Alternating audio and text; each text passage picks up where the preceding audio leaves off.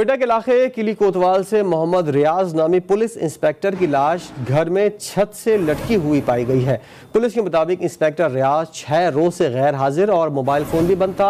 Inspector घर में अकेला रह रहा था।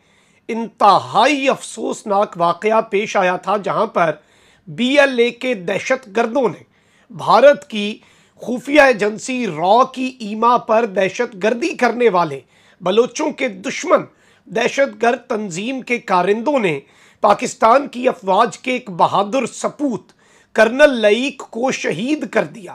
सर्जिकल स्ट्राइक को पूरा सपोर्ट करते हैं और हम चाहते हैं भारत ऐसी स्ट्राइक्स बलूचिस्तान के अंदर भी दावा पढ़ के कल मेरा खून खौल उठा था कि ये दीदा दिलेरी मेरे पाकिस्तान की सरजमीन पे कोई दहशतगर्द कर सकता है। और ये ऐसे आप अंदाजा कर लें कि बुज़दिल और ऐसे चालाक, शातिर और घटिया दुश्मन से हमारा पाला है कि आप अंदाजा नहीं कर सकते। बलोचों की ताकत हर बीतते दिन के साथ में बढ़ती चली जा रही है और ऐसा लगने लगा है कि बहुत ही जल्दी पाकिस्तानी फ़ौज या तो एकदम जत्थे में निकला करेगी जब भी बलूचिस्तान में उसके फ़ौजी निकलेंगे, या फिर संभव है कि स्थिति वहाँ से वो लोग धीरे धीरे कटते चले आएँ। पहली बात तो ये है कि बलूचिस्तान के कई ज़िलों में आज ये हकीकत में स्थिति हो गई है, अकेले या कम से कम 10-20 पाकिस्तानी फ़ौजी भी हैं तो उनकी मतलब एकदम पैंट में गीली करने वाली उनकी स्थिति हो जाती है। लेकिन वो डरते हैं जाने में कि अकेले वहाँ जाएंगे नहीं। कम से कम जब तक 100, 200 लोग का कुनबा ना हो तब तक वो लोग निकलते नहीं बलूचिस्तान के उन इलाकों में।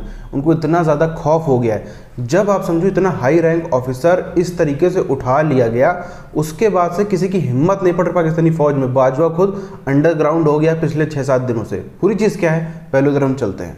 जी बिल्कुल, कोयटा के इलाके किली कोतवाल से बलूचिस्तान पुलिस के इंस्पेक्टर मोहम्मद रियाज के घर में छत से लटकी हुई लाश बरामद हुई है। पुलिस के मुताबिक इंस्पेक्टर रियाज जो है वो थाने नौसार में इन्वेस्टिगेशन SIU तैनात है और 6 रोज से बलूचिस्तान में ज़ियारत के इलाके वर्शोम में सिक्योरिटी फोर्सेस का ऑपरेशन। भागने वाले दहशतगर्दों की तलाश के लिए इलाके में सर्च ऑपरेशन जारी है।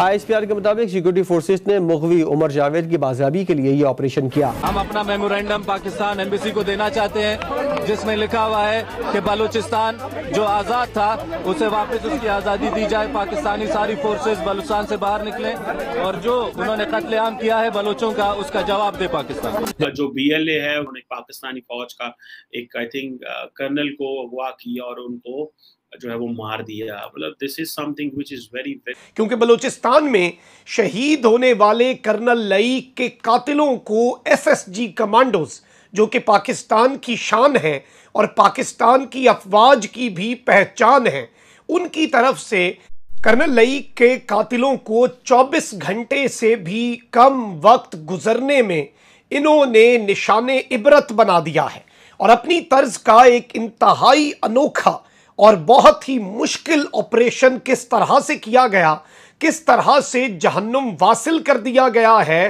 भारतीय दहशतगर्दों को। और सर्जिकल स्ट्राइक को पूरा सपोर्ट करते हैं और हम चाहते हैं भारत ऐसी स्ट्राइक्स बलूचिस्तान के अंदर भी कर। बलूचिस्तान को आज़ाद करना चाहिए। बलूचिस्तान में हमारी माएँ बहनें, हमारे भाइयों पे जो जुल्म हो रहे हैं, उनका कत्लेआम हो रहा है, उन पे केमिकल वेपन्स यूज हो रहे हैं, हमारी पर इन्होंने न्यूक्लियर टेस्ट किया। पर मिसिंग पर्सन्स का तो खैर कोई ढकी छुपी बात नहीं है। बहुत ज्यादा लोग जो हैं वहां से ऐसे हैं जिनके घरों से उनको उठा लिया जाता है और कहा, और एजेंसीज ऑफ कोर्स एजेंसीज ही उठा के ले जाती हैं और उसके बाद या तो वो मिलते ही नहीं है सिरे से, या फिर सालों बाद पता लगता है कि उन्हें मार दिया गया है या किसी भी वजह से उनकी डेथ हो गई है। अंदर अब ये बताया जा रहा है कि तकरीबन अब 9 दहशतगर्दों को जहन्नुम वासिल कर दिया गया है और इस ऑपरेशन के अंदर अब इनका जो हंट है, इन्हें जो इनकी बिलों के अंदर घुसकर मारने का अमल है वो इस वक्त जारी है। और इसके अंदर मैं आपको ये भी बता दूं कि ये बलूचिस्तान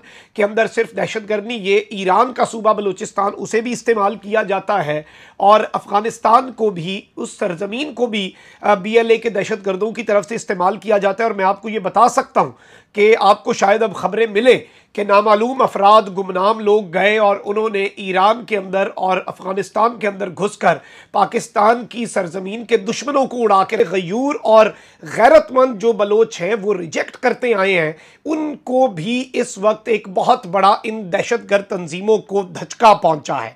अच्छा नाज़रीन कराम, कल जिस तरह से एक लेफ्टिनेंट कर्नल लईक जो कि एक इंतहाई पाकिस्तान की अफवाज के काबिल अफसर थे, पाकिस्तान के लिए बहुत सी ऑपरेशंस किए और बहुत सी चीज़ों को कमांड किया उन्होंने, वो अपने अहले खाना के साथ जा रहे थे, उनके साथ उनका एक सिविलियन कज़न भी था, दोस्त भी था। अच्छा, उसके बाद इन्होंने दहशतगर्दों ने ज़ियारत से आगे एक नाका लगाया हुआ था जहां पर इन्होंने अगवा कर लिया कर्नल लईक को और उनके अहले खाना को, बीवी बच्चों को इन दहशतगर्दों ने छोड़ दिया। मेरे कुछ सवालात जहन में आते हैं। एक तो ये है कि फौज एक बड़ा इंस्टीट्यूशन है, उनके पास रिसोर्सेज भी हैं, उनके पास इंटेलिजेंट के वसाइल भी हैं, इंफॉर्मेशंस भी होती हैं, ये सारी चीज़ें।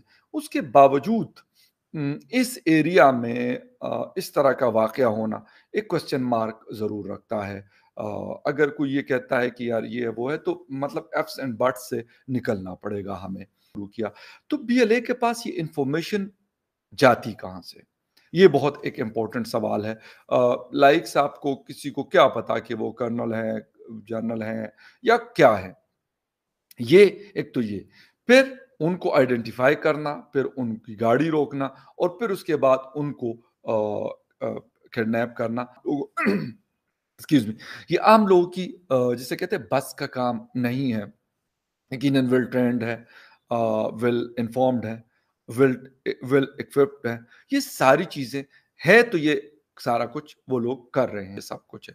अच्छा, हमारी एजेंसीज को पता भी नहीं चला कि यार इस किस्म का कोई बाज़ोकात लोकल इन्फॉर्मर आपको इन्फॉर्म करते हैं कि यार इस तरह की एक्टिविटीज जनरेट हो रही है और इस तरह का कोई इंसिडेंट, वो क्लियर अगर नहीं भी बताते, लेकिन कुछ जिसे कहते हैं कि इंफॉर्मेशन थोड़ी बहुत होती है। तरह से बीएलए का जो प्रोपेगेंडा था, जो उनका प्रेस रिलीज था, वो भी इस वक्त बेनकाब हो चुका है और कमांडोज ने कई घंटे की लड़ाई, जिसमें हेलीकॉप्टर्स का इस्तेमाल भी किया गया और एक पूरा कमांडो ऑपरेशन जिसे आप कहते हैं, इस हवाले से कुछ इंटेलिजेंस जराए की तरफ से जो खबरें मौसूल हो रही हैं, वो खबरें भी आपके सामने रखनी है, क्योंकि देखें बदला तो लिया जाता है और इस तरह का लिया जाता है कि फिर ये सालों तक उठने के काबिल नहीं रहते। ये एक एलिगेशन है या इस तरह की कई एलिगेशंस हैं जो बीएलए की तरफ से पाकिस्तान गवर्नमेंट के ऊपर टाइम टू टाइम कहा जाता है कि जी वहाँ पे बहुत ज़्यादा फौज खड़ी कर रखी है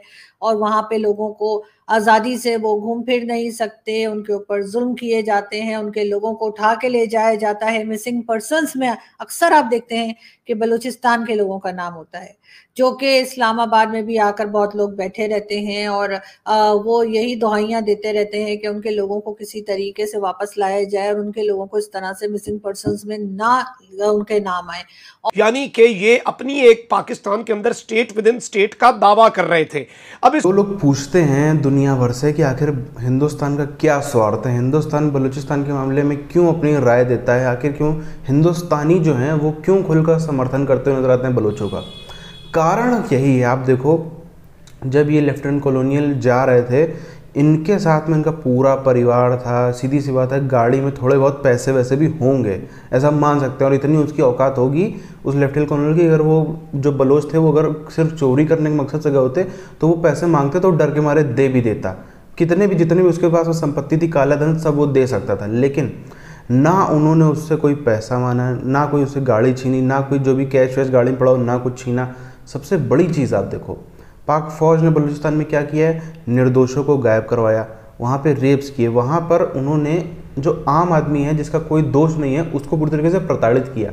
ये लोग चाहते तो उसके वहाँ पे देखो उनके साथ में उनके बीवी बच्चे पूरा परिवार था, किसी को टच तक नहीं किया, सिर्फ और सिर्फ जो उसको दोषी था वो भी दोषी, उसको पूरी जो इनका बलोच नेशनल कोर्ट है वहाँ पर उसको मौका दिया कि अगर आप निर्दोष हो तो आप अपने आप को साबित करिए, अपना पक्ष रखिए।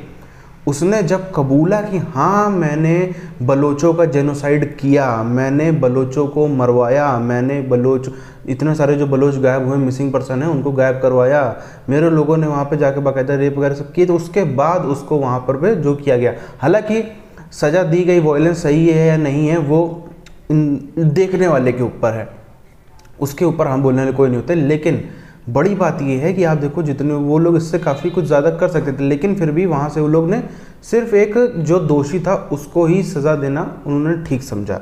इसके बाद आप देखो दनादन वाक़यात बढ़ते जा रहे हैं। पहली बात तो ये हो गई है कि तालिबान का पूरी तरीके से, अब तालिबान को एक पैसे का भरोसा नहीं रहा पाकिस्तान पे।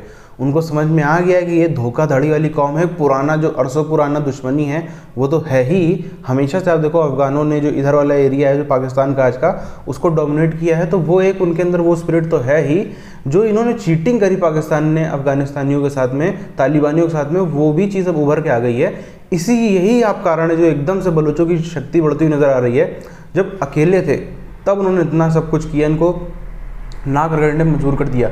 अब तो टीटीपी हो, BLA हो, तालिबान हो, बाकी और दुनिया भर के संगठन हैं वो भी एक साथ में आ गए हैं। तो अंदाज़ा लगा सकते हैं आप कि समय पाकिस्तानी फ़ौज की हालत कितनी ज़्यादा टाइट होगी। इसीलिए ये लोग जो हैं इस समय किसी की हिम्मत नहीं हो रही है कि सामने आकर के कबूल ले कि नहीं हम पकड़ेंगे बलोचों को। सब अंदर घुसे बैठे उनके DGI स्पायर से लेकर बाजू से लेकर, वरना तो अब तक वो निकल आते रुको हम 24 घंटे में दिखा देंगे, 48 घंटे में हम दिखा देंगे, ये करेंगे वो करेंगे। किसी की हिम्मत नहीं हो रही आगे बयान देते। इसको यहाँ पर ख़त्म करते हैं, मिलते हैं आपसे वीडियोज़ में, तब तक के लिए जय हिंद।